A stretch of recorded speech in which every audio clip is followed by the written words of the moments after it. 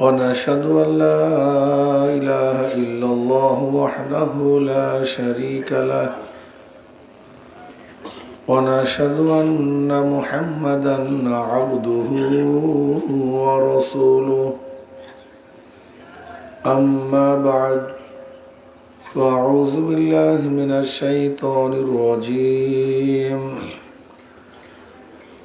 بسم الله الرحمن الرحيم يا أيها الذين آمنوا صلوا عليه وسلموا تسليما اللهم صل على سيدنا وحبيبنا مولانا محمد صلى الله عليه وعلى آله وأصحابه وبارك وسلم بسم الله الرحمن الرحيم يا أيها الذين آمنوا اذكروا الله ذكرا كثيرا وسبحوه بكرة وأصيلا صدق الله مولانا العظيم وصدق رسول النبي الكريم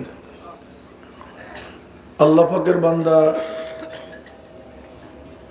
জনাব মুহাম্মদ রাসূলুল্লাহ সাল্লাল্লাহু আলাইহি ওয়াসাল্লামের উম্মতগণ হালকা একটু মাইক কমায় দাও। আল্লাহ পাক রব্বুল আলামিন আপনাকে আমাকে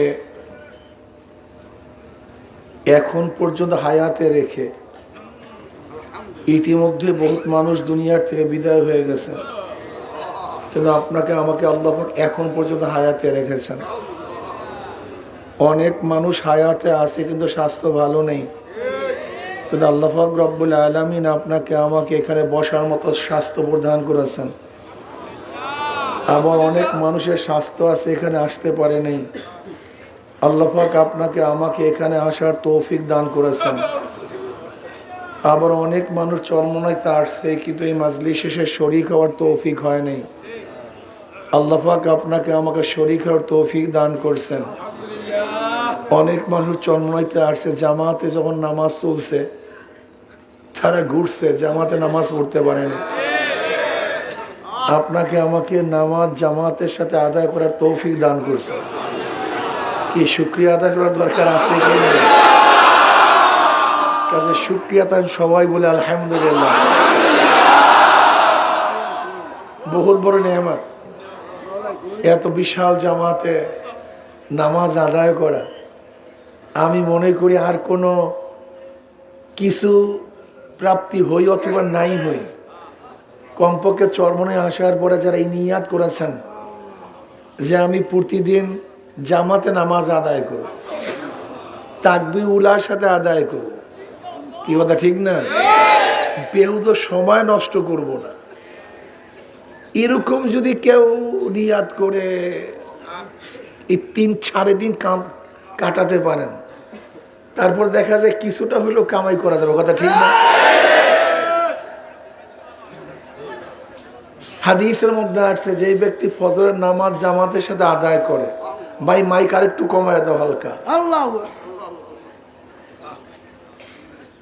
যে ব্যক্তি ফজরের নামাজ জামাতের সাথে আদায় করে অর্ধরাত্র ইবাদত করার সওয়াব আল্লাহ পাক তার আমলনামায় লিখে দেন। যে ব্যক্তি এশারের নামাজ জামাতের সাথে আদায় করে বাকি অর্ধরাত্র ইবাদত করার সওয়াব আল্লাহ পাক তার আমলনামায় লিখে দেন। একা একা নামাজের তুলনায় জামাতের সাথে নামাজ আদায় করলে এক রওয়ায়াতের মধ্যে আসছে 25 গুণ সওয়াব বেশি হয়, অন্য রওয়ায়াতের মধ্যে আসছে 27 গুণ। একই নামাজ কেন 25 কেন 27, এটি হলো আসল মাসালা। নবী মুহাম্মদ সাল্লাল্লাহু আলাইহি ওয়াসাল্লামের প্রত্যেকটা উম্মতের প্রত্যেকটা ন্যাককে একটা ন্যাককে 10-এর দ্বারা গুণ করা হয়। ন্যাক করবেন একটা হবে 10, 10কে 100, 100 থেকে 700। যালিকা ফাদলুল্লাহি ইউতিহি মান ইয়াশা। আল্লাহ পাক যাকে বেশি দিবেন, কত দিবেন, এইটি হলো মূল প্রশ্ন। ঘটনা কি, কার ন্যাক মারবে, কার ন্যাক মারবে না, এইটা যদি একবার বুঝে আসে তাহলে আমরা কামিয়াব হয়ে যাব।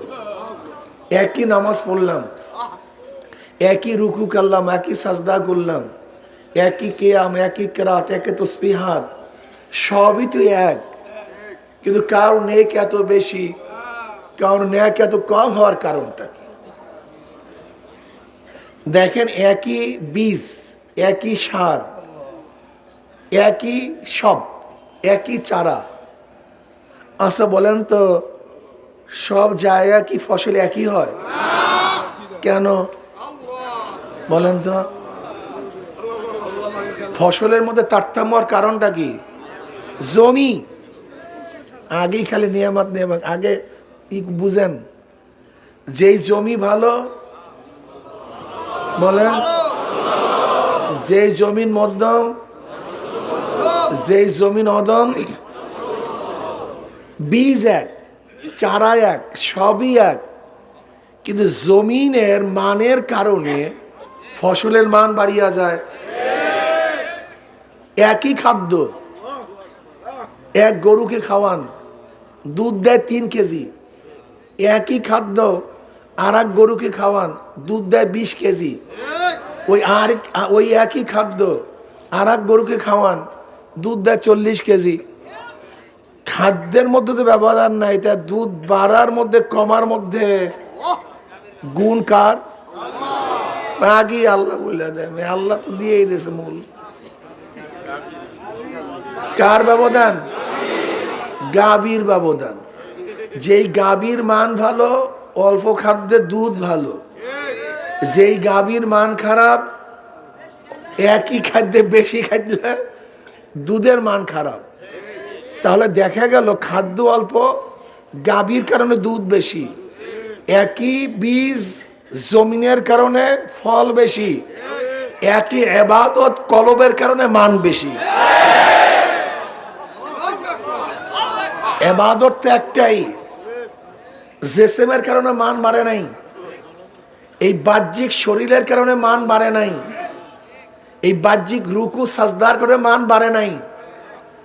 মান বাড়ছে, জোরে বলেন, কলবের মানের কারণে। যার কলবের মান যত ভালো, অল্প ইবাদত তার নেক তত ভালো। নবী আলাইহিস সালাতু ওয়াস সালাম আম্মা জান আয়েশাকে বলতেছে, আয়েশা তুমি কি জানো ওই আকাশের তারকা পরিমাণ নেক কার আছে? আম্মা জানের খেয়াল আব্বুর কথাই বলবে, আবু বকর সিদ্দিক রাদিয়াল্লাহু তাআলা আনহুর কথাই বলবে। নবী আলাইহিস সালাতু বললেন, এই পরিমাণের নেক ও ওমরের আছে, ওমরের এই পরিমাণের নেক আছে। আম্মা জান চিন্তা করলে, তার নেকের দিক থেকে কি ওমর আব্বুর চেয়েও কি অগ্রগামী হয়ে গেল কিনা, আল্লাহই ভালো জানে। এবার নবী আলাইহিস সালাতু ওয়াসাল্লাম বললেন, দেখো আয়েশা, আবু বকর এক রাত্রের নেক এই গোটা তারকার চেয়ে অনেক বেশি। আচ্ছা বলেন তো, এক রাত্রে একটা মানুষ কি পরিমাণ ইবাদত করতে পারে? কি পরিমাণ ইবাদত করতে পারে? কত সাজদা করতে পারে? কত রুকু করতে পারে? ঘন্টা তো সমান, 24 ঘন্টা। রাত্র তো সমান সবার জন্যই। কিন্তু আবু বকরের এক রাত্রের ইবাদত কি ইবাদতের কারণে নাকি? কথাটা একেবারে ক্লিয়ার। আমার মনে হয় অস্পষ্টতা বলতে কিছু নেই। এখানে একই সাথে আজকে সাজদা করছি, একই সাথে রুকু করছি, একই সাথে সবাই একই ইমামের পিছনে নামাজ পড়ছি। সবাই নামাজের মান সমান কি? একই সাথে তো বললাম। কি জানি ভাই পার্থক্য?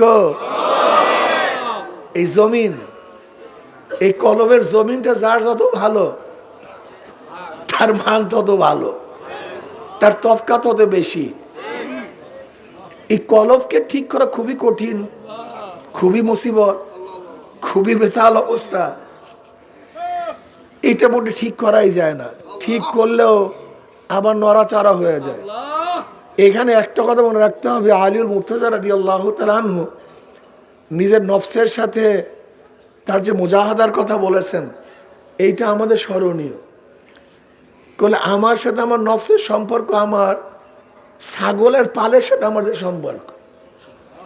ছাগলের পাল আমি অনেক কষ্ট করে জোগাড় করি, একত্রিত করি, আবার কিছুক্ষণ পর কি কথা হয় না কেন, নাকি একই জায়গায় থাকি, আবার কষ্ট করে একত্রিত করি, আবার একত্রিত করি, এই একই হালাত। দেখবেন আপনি সাধনা করে, চেষ্টা করে, অনেক কষ্ট করে মোটামুটি নফসটাকে একটু কন্ট্রোলে আনছেন, আবার দেখবেন সে দৌড়ানো। এই দেখবেন নেকের কাজ করা শুরু করছে, আবারও দেখবেন সব বাদ, আবার গুনার কাজ শুরু হয়ে গেছে। এটা হলো আমার সাথে নফসের সম্পর্ক। এর জন্য মৃত্যুর আগ পর্যন্ত কাজ, কথা বলেন না কেন, বলেন সবাই, মৃত্যুর আগ পর্যন্ত। এমন না যে আপনি প্রথম বছর তরিকায় যেদিন মুরিদ হয়েছেন একেবারে সাধনায় উল্টায় ভালাইছেন, এখন সব বাত, এটা হবে না, এটা হওয়ার মতো না। নফস এমন একটা জিনিস, এইটা এমন না যে আপনি একবার দমন করছে সে দমন হয়ে গেছে, ব্যাপারটা এরকম না। বুজুর্গানি দিন বলেন নফস কোনোদিন মরে না। এটা হলো শীতের সময় সাপের মতো। কিসের মতো ভাই? শীতের সময় সাপ, প্রচন্ড শীতের কারণে সে দুর্বল হয়ে থাকে, একেবারে কিচ্ছু না, মনে হয় ফোসফাস কিচ্ছু করে না। তুমি ভাবিও না সে ভালো হয়ে গেছে, ভদ্র হয়ে গেছে, এটা ভাবিও না। ও একটু রৌদ্র তাপ পড়লেই কিন্তু আবার ফোস করে উঠবে। এ নফসের অবস্থায় এই। আপনি ভাবিয়েন এটা মারা গেছে, এটা কোনোদিন মরবে না, এটা মরার জিনিস না, এটা মরতে পারে না। নবী আলাইহিস সালাতু ওয়াস সালাম ফরমান, প্রত্যেকটা মানুষের পিছনে একটা শয়তান লাগানো আছে, প্রত্যেকটা মানুষের পিছনে। সাহাবার মুসলিম ইয়া না বলে আপনার পিছনে, আমার পিছনে, ওয়ালাকিন আসলামানি, ও আমার কাছে আত্মসমর্পণ করছে, ও আমাকে ওয়াসওয়াসা দিতে পারে না। কিন্তু আপনার আমার শয়তান, ও তো 24 ঘন্টা গুতেইতেই আছে, 24 ঘন্টা। আমরা ঘুমাই, ও শয়তান ঘুমায় না। আমরা গাফেল, শয়তান কিন্তু গাফেল না। এমন সূরাতে কাজ করে যা চিন্তাও করতে পারবেন না।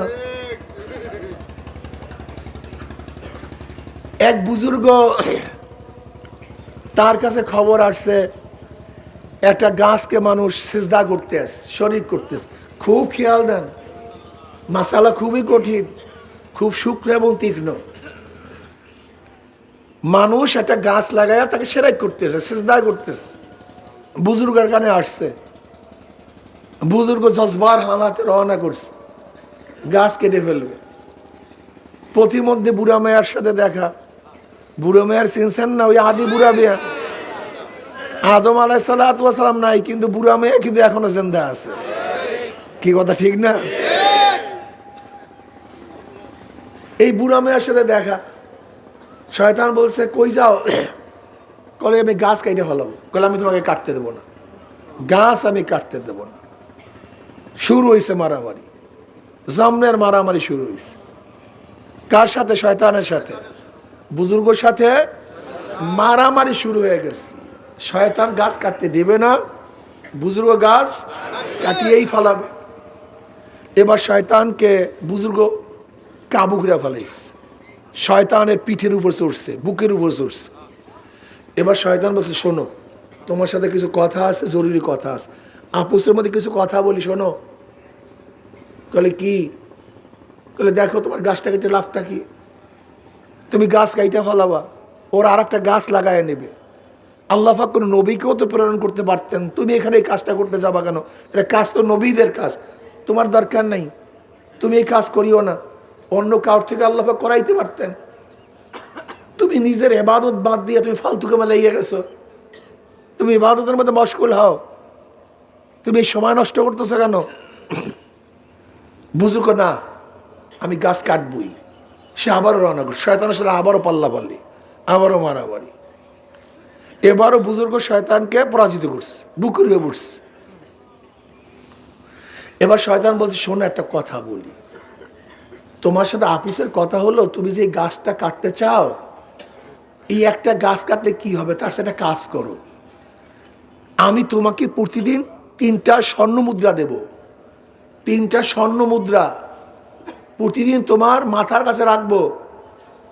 তুমি দরিদ্র মানুষ, ইবাদতের মধ্যে মশগুল থাকবা, সারা রাত্র ইবাদত করবা, সারাদিন রোজা রাখবা, ইফতারি করবা, গরিবদেরকে খাওয়াবা, দান করবা, সদকা করবা, সদকার এই ফজিলাত ওই ফজিলাত। বুজুর্গ বলছে কথা তো ঠিকই, আসলেও তো যদি দান সদকা করি, এইটা করি, আমি ইবাদতের মগ্ন থাকি, আর গাছ যদি কাইটে ফেলে আবার একটা গাছ লাগাই নেবে, এতেও বা ফায়দা কি? বুজুর্গ আফিসের মধ্যে রাজি হয়ে গেছে, কল তোমার প্রস্তাব খুব সুন্দর, ঠিক আছে, তোমার প্রস্তাব খুব সুন্দর। এবার বুজুর্গ ইবাদতের মধ্যে মগ্ন, সারা রাত্রে ইবাদত করছে, বিশ্রাম করছে, সকালে উঠিয়া দেখে যে 3টে স্বর্ণ মুদ্রা বালিশের নিকটে। বুজুর্গ নিজেও খাইলেন, গরিব আত্মীয় স্বজনকে দান করলেন, সবাইকে বিলাইলেন, সৎকা করলেন, খুবই ভালো। দ্বিতীয় দিন থেকে একই বলে, বেশ ভালো কথা, পরেশানি নাই কোনো আমার, এখন আর রিজেক তালাশের পরেশানি নেই, আমি ইবাদতের মধ্যে মগ্ন, খুব খুশি। দ্বিতীয় দিনও দেখে মাথার কাছে তার দেড়হাম ঠিক আছে, দিনার ঠিক আছে। তৃতীয় দিন দেখে টাকা নেই, মেজাজ খারাপ, তুমি আমাকে ধোকা দিছো। এবার আবারও রওনা করছে গাছ কাটার জন্য। প্রতিমন্ত্রী ইবলিসের সাথে দেখা, কি কোথায় যাও? কলে গাছ কাটবো। কলে কাটতে দেবো না। কলে না আমি কাটবই না, কাটতে দেবো না। শুরু হয়েছে মারামারি। মারামারির পরে এবার ইবলিস বুজুর্গকে পরাজিত করছে। এবার বুজুর্গর বুকের উপরে ইবলিস বসছে। এবার বুজুর্গ বলছে, ঘটনা কি? প্রথম 2 বার আমি তোমাকে পরাজিত করছি, আর এইবার তুমি আমাকে পরাজিত করলা কিভাবে? বলে, দেখো, প্রথম তোমার জজবা ছিল মাওলার জন্য, আর এবার জজবা হলো অর্থের জন্য। মাওলার জন্য যে জজবা সহকারে চলে, গোটা দুনিয়া কাউকে রক্ত পারে না, কেউ তার সাথে পারে না। আর যখন দুনিয়ার লোভ চলে আসে, তখন সেও কাউর সাথে পারে না। হুব্বুদ দুনিয়া রাসুকুল্লি খতিয়া। এই আমাদেরকে পরাজিত করে কিভাবে? মুসলমান তো পরাজিত হওয়ার জাতি না, এই জাতিকে কেউ কোনোদিন পরাজিত করতে পারে নাই। খালিদ বিন ওয়ালিদ রাদিয়াল্লাহু তাআলা আনহু হেরাক্কালের ভাইয়ের সাথে যুদ্ধ করতেছিলেন, কিন্তু কোনো অবস্থাতেই মুসলমানের সাথে কাফেররা পারতেছিল না, কোনো অবস্থাতেই না। প্রতিবার যুদ্ধে যেতে শিকাস্তি হইতেছে, সব ধ্বংস হয়ে যাইতেছে রোম সাম্রাজ্য। এবার হেরাক্কালের ভাই খালিদ বিন ওয়ালিদ রাদিয়াল্লাহু তাআলার ক্ষেত্রার মধ্যে, কাফেলার মধ্যে একজন জাসুস পাঠাইলেন গুপ্তচরগিরি করার জন্য। দেখো তো মুসলমানদের মধ্যে এমন কি ট্রেনিং, এমন কি সৈন্য, এমন কি অস্ত্র, পারতেছি না কেন? দেখো তো 24 ঘন্টা জাসুস, একজন গুপ্তচর, সেই কিত্তার মধ্যে, খিমার মধ্যে, যেরকম ধরে নেন এই চরমনাই ময়দানের মধ্যে একজন গুপ্তচর এসে সব কিছু দেখছে, এখানে কাজ কি, কর্ম কি, কৌল কি, ফেল কি, সব কিছু দেখছে। এবার গুপ্তচর 24 ঘন্টা, সে আরব গুপ্তচর ছিল, সহজে মিলতে পারছে মুসলমানদের সাথে। 24 ঘন্টা ঘুরার পরে প্রধান সেনাপতির কাছে রিপোর্ট পেশ করতেছে, আমি যাদের মাঝে গেছি, যাদেরকে দেখছি, তাদের হালাত কি? রহবানু ফিল লাইল ওয়া ফুরসানু ফিন নাহার ওয়া ইন সারাকা ইবনু মালিকিহিম কাতাউহু ওয়া ইন জানা রুজিমা লিস্তিকামাত লাকতে ফিহিম। রিপোর্ট পেশ করতেছে, যে যোদ্ধাদের সাথে আমরা যুদ্ধ করতেছি তাদের চরিত্র হলো রহবানুন ফিল লাইল ওয়া ফুরসানুন ফিন নাহার, রাত্রে দরবেশ, রহবান রাহেব, দরবেশ ভিজা বিলাই, সারা রাত ইবাদতের মগ্ন থাকে। কেউ রুকুর মধ্যে, কেউ সাজদার মধ্যে, কেউ জিকির আজকারের মধ্যে, কেউ কান্নাকাটির মধ্যে। মনে হয় যে কিছু বোঝে না, একেবারে মাওলার সামনে মাথা নত হয়, কান্নাকাটি করে। এই দরবেশ রাত্রে, ওই দরবেশগুলি দিনের বেলায় ফরসানুফিন নাহার যোদ্ধা, মারাত্মক অবস্থা, বুনিয়ানু মারসুস, সীসা গলা প্রাচীরের ন্যায়। মনে হয় গোটা দুনিয়া তাদেরকে ভায়েত করতে পারবে না, মারাত্মক কি অবস্থা। दस्त दस्त है दरिया भी ने ही सोरे हमने, बहर जुल्मत में दौरा दिया गोरा हमने, अलम तर अन्नल्लाह ज़ल्लल बहरहु व अनज़ल बिल कुफ्फारि बिहादिस ज़लाइली। এমন এক অবস্থা যে এরা কোনো দরিয়াও মানে না, ভূমিও মানে না, পাহাড় পর্বত কিচ্ছু মানে না। তাদের ঘোড়া সব জায়গায় চলে, মাটির উপরেও চলে, সাগরের মধ্যেও চলে। আলম তারা আন্নাল্লাহ যাল্লালা বাহরাহু ওয়া আনজালা বিল কুফফারি বিহাদিস যালাইলি। এটা সেই জাতি, রহমানুল ফিল লাইল ওয়া ফুরসানুল ফিন নাহার। রাতে দরবেশ কথা কয় না, রাতে দরবেশ। আর কিছু গুণ আছে, যদি তাদের বাদশার সন্তানও চুরি করে হাত কাটে, যদি জেনা করে রোজম লাগায়, শাস্তি দেয়, তাদের মধ্যে হক প্রতিষ্ঠা করার জন্য। আচ্ছা বলেন তো, এখানে তলোয়ারের কোনো কথা আছে? বলেন। উট, এত সংখ্যক উট, এত সংখ্যক ঘোড়া, এত সৈন্য, এতজন বীর, এতজন সিএনসি, এতজন কর্নেল, কিচ্ছু নেই। সব আদর্শের কথা, চরিত্রের কথা, সব নীতির কথা, সব আমলের কথা। চরিত্র তাদের এই, তারা ইবাদতগীর, তারা যোদ্ধা। এবার হেরাক্কেলের ভাই কি জবাব দিলেন? ইন সাদাকতানি লাবাতুল আরদ খায়রুম মিন লিকাই হাউলায়ে। তুমি যদি আমার কাছে রিপোর্ট সত্যই পেশ করো, তুমি যদি আমার কাছে সত্য রিপোর্ট পেশ করো, আমাদের জন্য মাটির নিচের অংশ ভালো। এই জাতির সাথে গোটা দুনিয়ার কেউ লড়াই করে জিততে পারবে না, গোটা দুনিয়ার কেউ না। কাজে মরার চেয়ে এমনি মরা ভালো, এমনি হারবো। কাজে যুদ্ধ করে লাভটা কি? কি বোঝাতে পারছি? আজকে আমরা হারি কেন? ওই যে এইমাত্র ঘটনা শুনাইছি, কি জানি ভাই, লো পয়সা পারি না কেন, দেরাম। লোভ আমাদেরকে ধ্বংস করে ফেলে। লোভ কি জিনিস জানেন? লোভ কি জিনিস? ঈসা আলাইহিস সালাতু ওয়াস সালাম সফর রওনা করছে। ঈসা আলাইহিস সালাতু ওয়াস সালাম, এর মধ্যে এক ব্যক্তি বলতেছে, হযরত আমি আপনার সাথে সফরে যাব। চলো যাই, যাই একসাথে সফরে যাই। ঈসা আলাইহিস সালাতু এবং সাথী সফর করতে করতে দরিয়ার এক কিনারায় এসে বসলেন, বিশ্রাম করলেন। তাদের কাছে 3টে রুটি ছিল। ঈসা আলাইহিস সালাতু ওয়াস সালামের কাছে কয়টা রুটি? 3টে রুটি ছিল। দুইজনে 2টা রুটি খাইছে। একটা রুটি ছিল, ঈসা আলাইহিস সালাতু ওয়াস সালাম পানি আনার জন্য দরিয়ার মধ্যে গেছেন, ফাঁকে ওই ব্যক্তি রুটিটা খেয়ে ফেলেছে, রুটিটা নাই। ঈসা আলাইহিস সালাতু আসছেন, আসিয়া বলতেছে রুটিটা কোথায়? বলে আমি জানি না, আমি জানি না রুটি কোথায়। না তুমি সত্য কথা বলো, রুটি কোথায়? বলে আমি জানি না, আমি খাইনি। ঠিক আছে তুমি খাও না, চলো। চলতেছে। ঈসা আলাইহিস সালাতু ওয়াস সালাম দেখেন এক হরিণী 2টা বাচ্চা নিয়ে ঘুরতেছে। ঈসা আলাইহিস সালাতু ওয়াস সালাম ডাকলেন, এই হরিণী দিকে আসছে, বাচ্চা সহ করে আসছে। ঈসা আলাইহিস সালাতু একটা বাচ্চাকে জবেহ করলেন, বুনা করলেন, খাইলেন, উভয় খাইলেন, পেট পুরে খাইলেন। এরপর ঈসা আলাইহিস সালাতু ওয়াস সালাম বললেন, আল্লাহর হুকুমে তুমি দাঁড়ায় যাও। যেই হরিণীকে জবেহ করছে সেই হরিণী দাঁড়ায় গেছে, মায়ের সাথে চলে গেছে। এবার ঈসা আলাইহিস সালাতু ওই ব্যক্তিকে বলতেছে, তুমি সত্য কথা বলো, যে রুটিটা কে খাইছে তুমি বলো। বলে আমি জানি না, আমি জানি না। ঠিক আছে তুমি জানো না, চলো সামনে যাই। ঈসা আলাইহিস সালাতু ওয়াস সালাম সঙ্গীকে নিয়ে সামনে রওনা করলেন। ঈসা আলাইহিস সালাতু ওয়াস সালাম কিছু বালু হাতে নিলেন, হাতে নেওয়ার পরে সব স্বর্ণ হয়ে গেছে। কি হয়ে গেছে? সব কিছু স্বর্ণ হয়ে গেছে।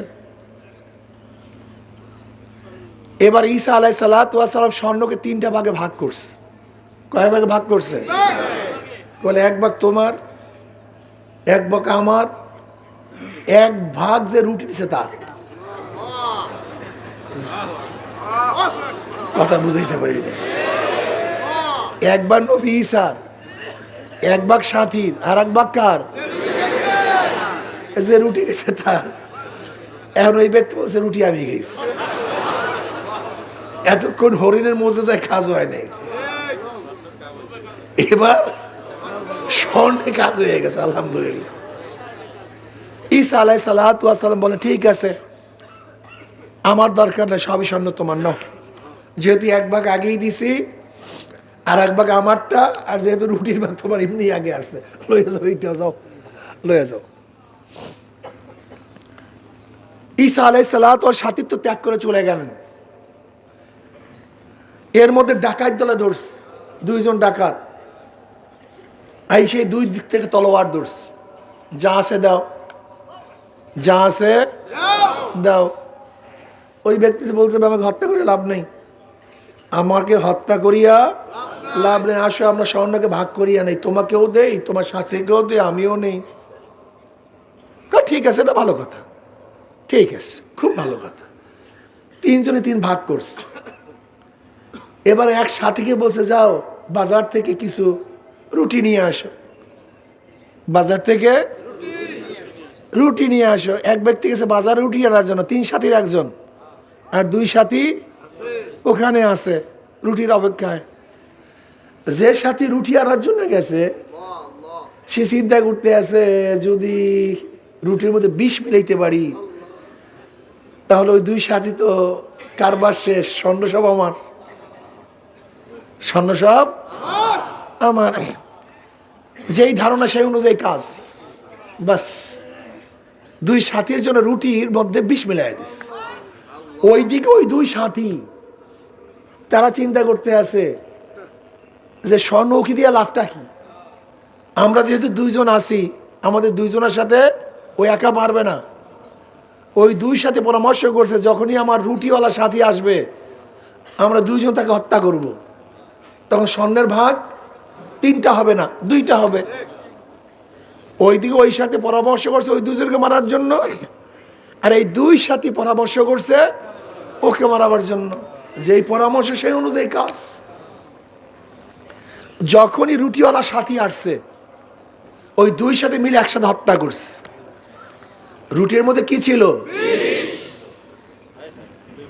হত্যা করার পরে 2 সাথে রুটি খেয়েছে। এখন তাদের অবস্থা কি? একই দরজা, একই রাস্তা, 13 জন শেষ, স্বর্ণের জায়গায়। ঈসা আলাইহিস সালাতু ওয়াস সালাম সেই পথ থেকে যাচ্ছিলেন, দেখেন ব্যক্তি 13 জন শেষ, কিন্তু স্বর্ণের জায়গায় আছে। এই হলো দুনিয়া, এই হলো দুনিয়ার হাকিকত। আমরা 24 ঘন্টা জানিয়া মারামারি করি, তার জায়গায় আছে, অথচ আমরা শুধু বিদায় হইতে আছি। একের পর এক আমরা বিদায় হইতেছি। নবী আলাইহিস সালাতু ওয়াস হাদিসের মধ্যে ফরমান, মানুষ বুড়া হয় 2টা জিনিস জুয়ান হয়। মানুষ জুয়ান হয় 2টা জিনিস। মানুষ বুড়া হয় কিন্তু তার মালের লোভ, আরো টাকা চাই, আরো অর্থ চাই, আরো জায়গা চাই, আরো জমিন চাই। এই বেচারার মধ্যে কোনো হুশই নাই। তার মানে শরীর বুড়া কিন্তু মালের লোভ জুয়ান, সে পুরা তাগড়া হয়ে গেছে। নবী আলাইহিস সালাতু ওয়াস সালাম আরেকটা কি? তার হায়াতের লোভ, আরো বাঁচতে চাই, আরো বাঁচতে চাই। অথচ আল্লাহ ওয়ালাদের এই হায়াতের টেনশন নেই। বদরুদ্দোজা চৌধুরী যিনি প্রেসিডেন্ট ছিলেন, বড় ডাক্তার, দাদা জানোর চিকিৎসা করছেন, আব্বা জানোর চিকিৎসা করেছেন। আব্বা জান রহমতুল্লাহ যখন অসুস্থ ছিলেন, বদরুদ্দোজা চৌধুরী সাহেব উনি একটা মন্তব্য করছেন যা স্বর্ণাক্ষর লেখার মতো। উনি বললেন যে হুজুরের 2টা কিডনি ড্যামেজ, উনি জানেন নিশ্চিত মারা যাবেন, কিন্তু ওনার মধ্যে মৃত্যুর কোনো টেনশন নেই। এটা খুব কঠিন মাসালা, অনেক কঠিন মাসালা। এর জন্য আমরা যারা আসি, দুনিয়ার লোভ আমাদেরকে ধ্বংস করে ফেলতে আসে। দুনিয়ার লোভ, এই নফসকে দমন করা, এর প্রতি খেয়াল করা খুবই কঠিন। এক বুজুর্গ দেখতেছে এক অত্যাচারী বাদশা, জালেম বাদশার জন্য নৌকা ভরা মটকা, মদের মটকা নিয়ে যাইতেছে, পুরা নৌকার মধ্যে মদের মটকা। বুজুর্গ খোদাদ্রোহী শরিয়াতের খেলাফ দেখা সহ্য করতে পারে নাই, ধাম ধাম মটকা ভাঙ্গা শুরু করছে, লাঠি নিয়ে ধাম ধাম মটকা ভাঙ্গা শুরু করছে। এত বড় সাহস, এত অত্যাচারী জালেম বাদশার মদের মটকা ভাঙতে পারে এমন সাহসকার বুজুর্গর নির্বিঘ্নে সব ভাঙ্গে চুরমা, কিন্তু একটা মটকা ভাঙ্গে নেই, একটা মটকা ঠিক আছে ভাঙ্গে নেই। এখন সবাই আশ্চর্য, এই খবর গেছে অত্যাচারী বাচ্চার কাছে, বাদশাহ টেনশনে পড়ছে, এত সাহসকার আমার রাজ্যের মধ্যে আমার মদের মটকা ভাঙতে পারে, ব্যক্তি কি আনো তো ডাকস। ঘটনা কি তোমার মদের মটকা ভাঙলা কেন? বলে জজবাই এই হারাম কাজ দেখে সহ্য করতে পারিনি, ভাঙ্গা ভালাইছে। ভালো কথা, সব মটকা ভাঙছে, কিন্তু একটা মটকা বাকি রাখলা কেন? ভাঙলা তো সবই জজবাই ভাঙবা, একটা বাকি কেন? এবার জবাবটা খুব চমৎকার। দেখো, আমি যখন মটকা ভাঙতেছিলাম হঠাৎ আমার মধ্যে একটু ওজব চলে আসছে, আমি ভালো কাজ করতে আসছি, অনেক দামি কাজ করতেছি, আমাকে মানুষ প্রশংসা করতে আসছে। এর জন্য চিন্তা করছি মনে হয় আল্লাহর জন্য আমি কাজ করতেছি না, এর জন্য আমি ওই একটা মটকা ভাঙ্গি নেই। আমার মনে হয় আল্লাহর জন্য হইতো না, আমার নিজের নফসের গরজে হইতো। তখন ওই বাদশাহ বলতেছে, এ ব্যক্তিকে ছেড়ে দাও, ঈমানের তাকিদে এই কাজ করছে। মাসালা খুবই কঠিন। ওমর হযরত আলী মুর্তজা রাদিয়াল্লাহু তাআলা যুদ্ধের ময়দানে এক ব্যক্তিকে শোয়া ফেলাইছে, তলোয়ার দিয়ে কতল করবে, হত্যা করবে। হঠাৎ ওই ব্যক্তি থুক পারছে, আলী রাদিয়াল্লাহু তাআলা তাকে ছেড়ে দাঁড়ায় গেছে। এবার শত্রু আশ্চর্য, শত্রুকে এইভাবে কাবুতে পেয়ে কেউ কি ছাড়ে? হ্যাঁ, হত্যা করতে পারে নিশ্চিত, কিন্তু তাকে কিভাবে ছাড়ছে? বলে, কিরে ভাই, তুমি আমাকে নিশ্চিত হত্যা করতে পারো, ছাড়লা কেন? বলে, দেখো ভাই, তোমার সাথে আমার কোনো ঝগড়া নেই, জায়গা জমি টাকা পয়সা বংশীয় কোনো ঝগড়া শত্রুতা তোমার সাথে আমার সাথে নেই। তোমার সাথে আমার ঝগড়া হলো তুমি আল্লাহর দুশ্মন, এই জন্য আমারও দুশ্মন। তুমি আল্লাহর শত্রু, আমারও শত্রু। যেহেতু তুমি আল্লাহর নাফরমান, এর জন্য তোমার সাথে আমার শত্রুতা। আমার নিজের গরজ আমি তোমাকে হত্যা করি না, কিন্তু যখন তুমি আমাকে থুক মারছো আমার মধ্যে রাগ চলে আসছে। আল্লাহ না করুক এখন যদি আমি তোমাকে হত্যা করি তাহলে ইল্লাহাতান হবে না, মনে হয় আমার রাগ বিস্তৃত হয়ে যাবে। আল্লাহ যদি কিয়ামতের ময়দানে প্রশ্ন করে আমার বান্দাকে হত্যা করলি কেন, আমি কি জবাব দেব? বলে, এইটাই ইসলাম? বলে, এইটাই ইসলাম। কারণ আমাকে কলেমা পড়াও। কি মাসালা সহজ না কঠিন? হ্যাঁ হ্যাঁ, সহজ, খুব সহজ। আপনার জন্য অনেক সহজ, কিন্তু আমার জন্য পাহাড় তুল্য কঠিন। একই কাজের মধ্যে কোন সময় কখন হালাত কি অবস্থা, চলমান কাজ। প্রথম অর্ধে ইখলাস, শেষের অর্ধে নফসানিয়াত। মদ ভাঙ্গার প্রথম অর্ধে ইখলাস, শেষের অর্ধে ওমর ইবনে খাত্তাব রাদিয়াল্লাহু প্রথম অর্ধে ইখলাস, শেষের অর্ধে। এটা তুমি আমি বুঝি, এর টেনশনই তোমার মধ্যে আমার মধ্যে নেই। একই কাজ চলমান। মান আরাফা নফসা ফাকাদ আরাফা রাব্বাহ। নফসকে যারা খুব কঠিন, এইটাকে যে চিনতে পারছে সে মাওলাকে চিনতে পারছে। এইটা খুব কঠিন মাসালা। দেখবেন আমরা কাজ করতেছি, প্রথম তো জজবা ছিল, কিন্তু পরবর্তীতে জজবা বাদ দিয়া এখন কি আসছে? ক্ষমতা আসছে। এখন কি আসছে? পদের মহব্বত আসছে। এই কখন যে চলে আসছে নিজেও জানি না। কি মাসালা কঠিন না সহজ? এইটাকে দমন করা, কন্ট্রোল করা অনেক কঠিন মাসালা। এই কঠিন মাসালার জন্য আগেকার জমানার এক একজন পীরের দরবারে, শায়েখের দরবারে সাধনা করতেন 30 বছর, আজীবনও কেউ করতেন। মাওলাকে চাই। আর তুমি আমি 3 দিন সাধনা করতে চাই না। এই যে দেখবেন আসছেন মাহফিলে, শেষের দিন মোনাজাত দিয়া, তরিকার সবক নিয়া বিদায় হবেন, এতটুকু ধৈর্য পর্যন্ত না। এই যে দৌড়ে শুরু হবে, আল্লাহ রে, ছুটি দিছে আপনাকে? হ্যাঁ, ছুটির আগে যান কিভাবে? আপনার দর্শের ছুটি হয় নাই, ছুটির আগে ছাত্র বের হয় কিভাবে? তার মানে আপনি ভর্তি হন না, এখন পর্যন্ত আপনি ভর্তি হন নাই, আপনার সমস্যা আছে। এটা তো ক্লাস। আগেই বলছি একটা স্থায়ী মাদ্রাসার ব্রাহ্মণ মাদ্রাসা, এটা তো মাদ্রাসা। তো এখানে ভর্তি হয়েছেন, ওস্তাদরা পড়াইতেছে, আমরা কি করি এখন এই বৈশা? হ্যাঁ, দেখেন গলার অবস্থা এরকম। এরপর আপনাদেরকে এরকম বলতেছি কারণটা কি? এখানে আসছি কিছু শিক্ষার জন্য।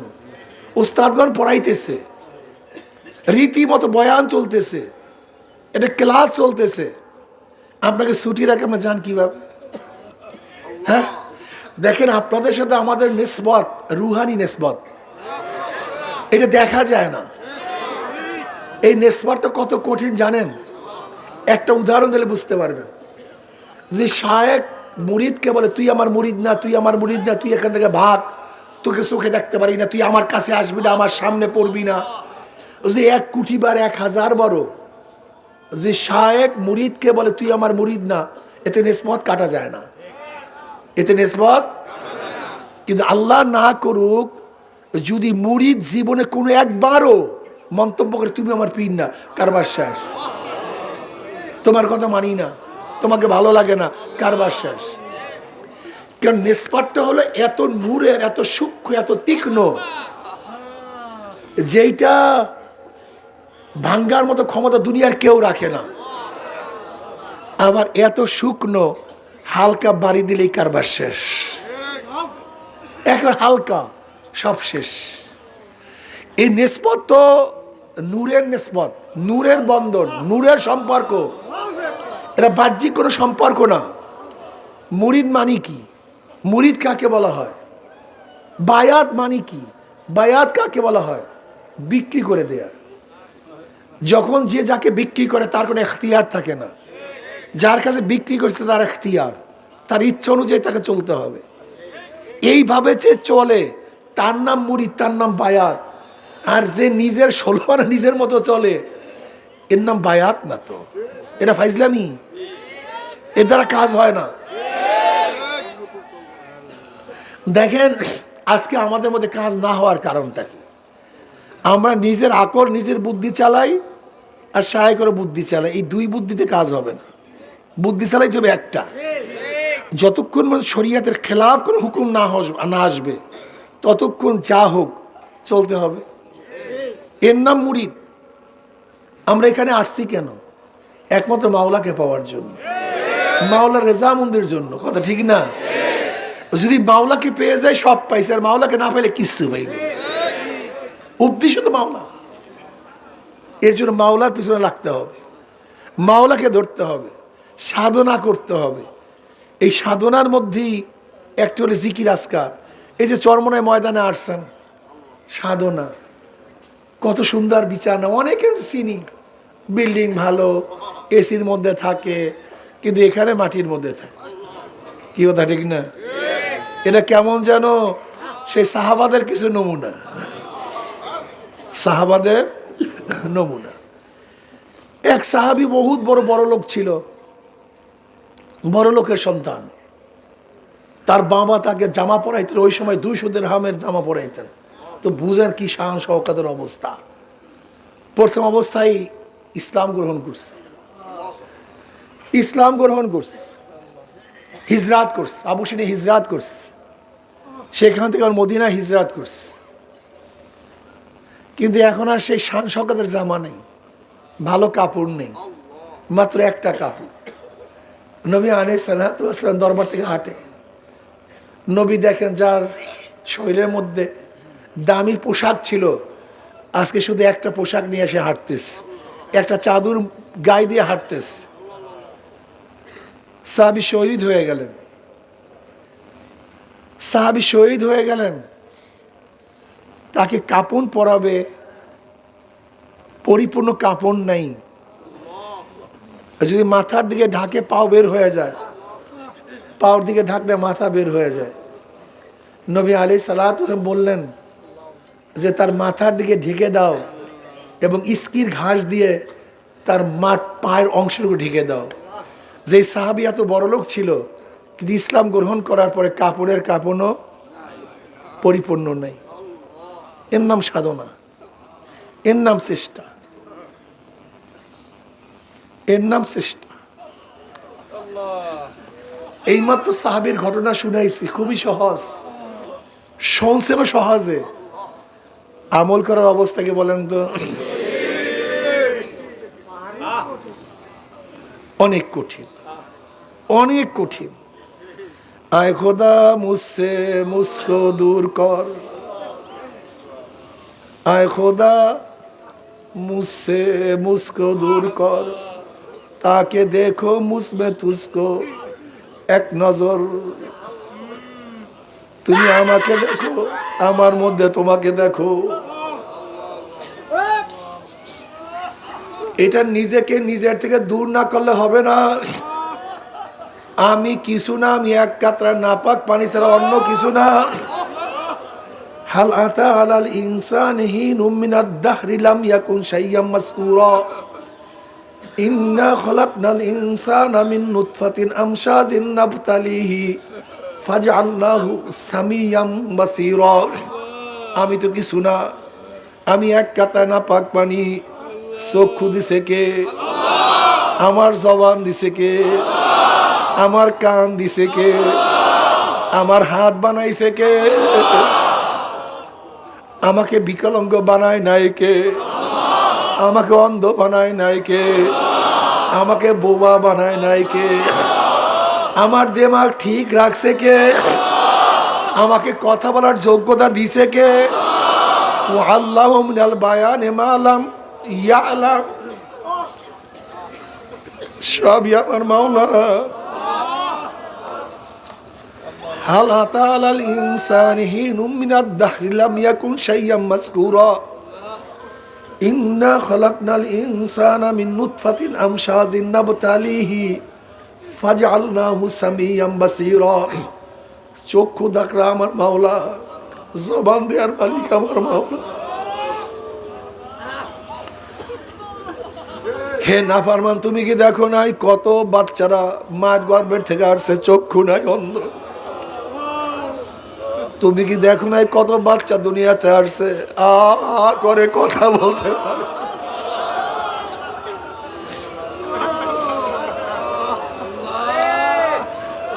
তুমি কি দেখো নাই কত বাচ্চা আসছে এরকম বেকাইয়া বেকাইয়া হাঁটে, হাঁটতে পারে না?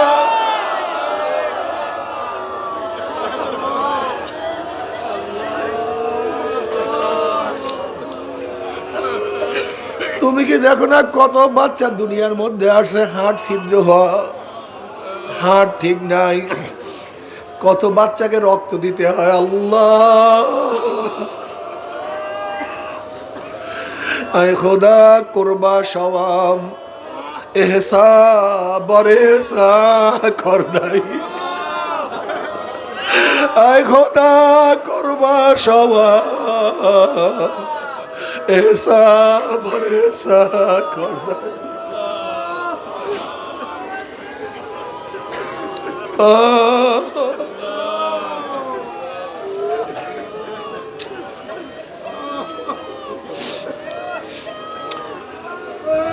বাবারে,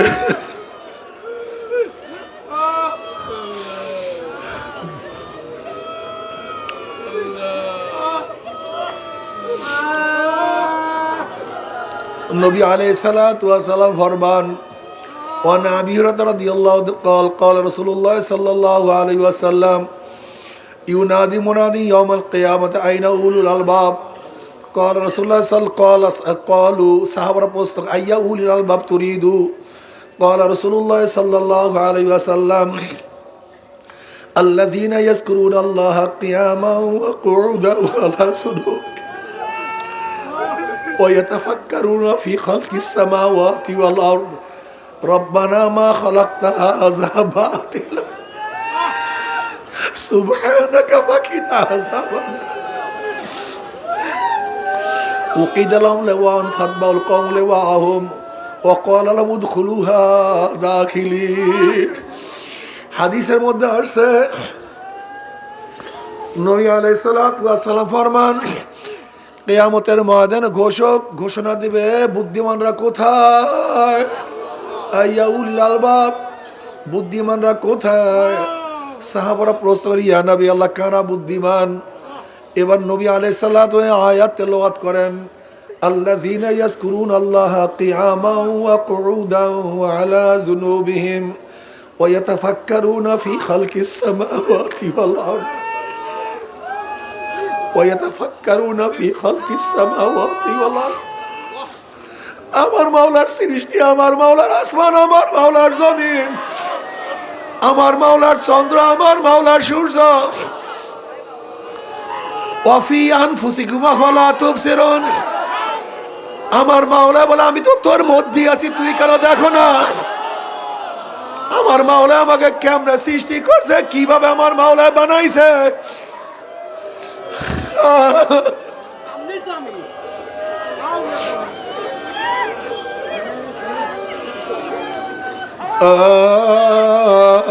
আফালা তাতাফাক্কারুন আফালা তুবসিরুন আমার মাওলা বারবার ডাক দিয়ে বলে আফালা তাতাফাক্কারুন তোরা কি চিন্তা করো না তোরা কি ফিকির করো না আফালা তুবসিরুন তোরা কি দেখো না তোর ভাই নামাজ পড়ে না তুই কিভাবে নামাজ পড়ো তুই কি দেখো না তোর বাবা মাওলাকে সেজদা দেয় না তুই কিভাবে আমাকে সেজদা দাও তুই কি দেখো না তুই কি দেখো না তোর বাবার চেহারা দাড়ি নাই তুই সন্তান হইয়া দাড়ি কিভাবে রাখছো আফালা তাতাফাক্কারুন তুই কি একদিনও চিন্তা করো না তুই আমি মাওলার সামনে দাঁড়াও তোর সাথী কেন দাঁড়াইতে পারে না তুই কি একদিনও চিন্তা করো না তোর চোখে পানি তোর সাথীর চোখে পানি নাই কেন তুই কি একদিনও চিন্তা করো না তোর জমানায় জিকির তোর সাথীর জমানায় জিকির নাই কেন আফালা তাতাফাক্কারুন আফালা তুবসিরুন তোরা কি দেখো না সব আমি মাওলার খেলা সব আমি মাওলা সব আমি মাওলা আমার মাওলা তুমি আমার মাওলা তুমি আমার মাওলা আল্লাহ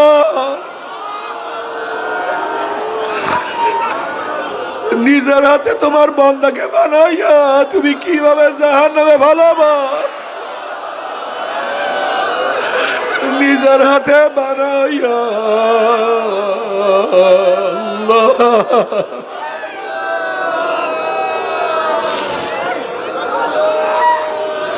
الذين يذكرون الله قياما وقعودا وعلى جنوبهم বুদ্ধিমান কারা যারা দাঁড়ানো অবস্থা আমার মাওলাকে ডাকে আল্লাহ তুমি কো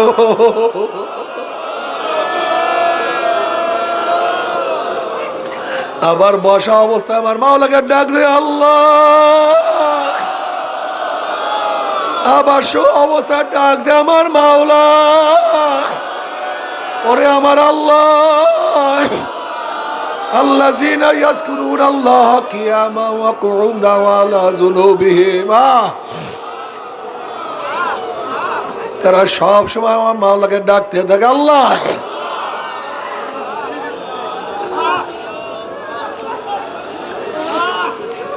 মাওলার ডাকের মধ্যে কি যে মজা, মাওলার ডাকের মধ্যে কি যে মজা। আল্লাহ নবী ইব্রাহিম আলাইহিসসালামকে আল্লাহ পাক যখন খলিলুল্লাহ ডিক্লার দিলেন, খলিলুল্লাহ সে আমার বন্ধু, ফেরেশতারা বললে আল্লাহ তুমি একজন মানুষকে তুমি খলিলুল্লাহ বানাইলা, তোমার বন্ধু বানাইলা, বলে যা পরীক্ষা কর, যাইয়া পরীক্ষা কর।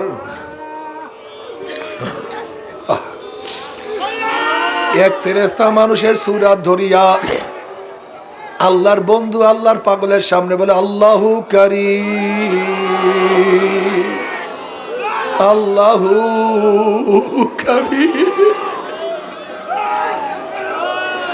আমার মাওলায় কত দয়ালু, আমার মাওলায় কত মেহেরবান, আমার মাওলায় কত কারীম, আল্লাহু কারীম। যখনই মাশুকের তারিফ, মাশুকের প্রশংসা শুনছে, ইশকের মধ্যে জোশ মারছে, মহব্বতের মধ্যে জোশ মারছে, বলে ভাই তুমি কে? এটা আমার মাশুকের নাম, আর একবার বলো, আর একটা বার ডাক দাও না, আমার কাছে খুবই ভালো লাগে, একটু ডাকো।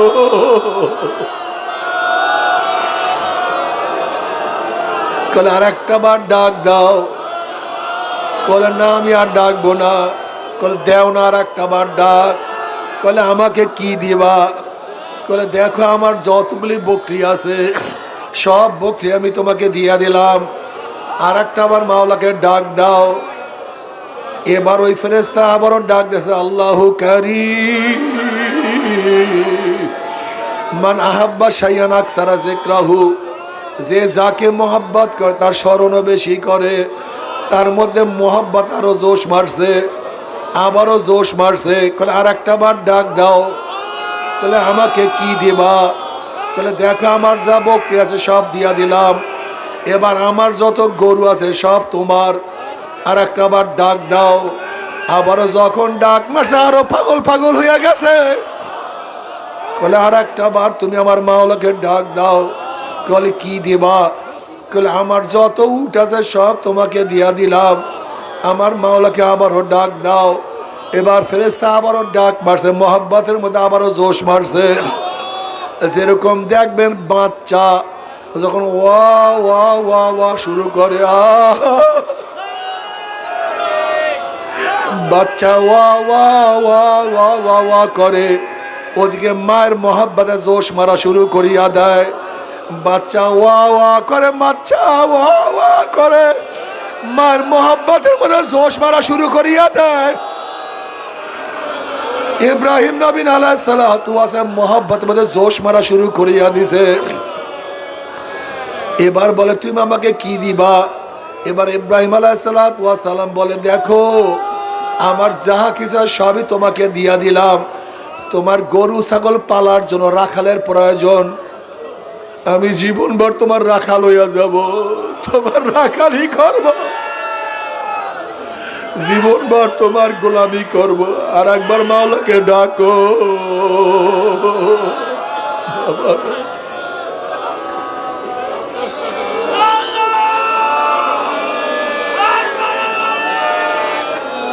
বাবারে এর জন্য হাঁটতে চলতে উঠতে বসতে শোয়ার সময় আমার মাওলাকে ডাকিও। কিয়ামতের ময়দানে আল্লাহ পাক ডাক দেয়, বুদ্ধিমানরা কোথায়?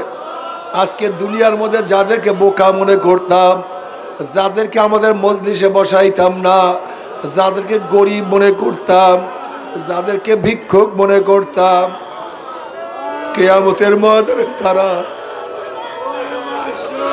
এত দামি হয়ে যাবে। আল্লাহ পাক রব্বুল আলামিন তাদের জন্য ঝান্ডা উত্তোলন করবেন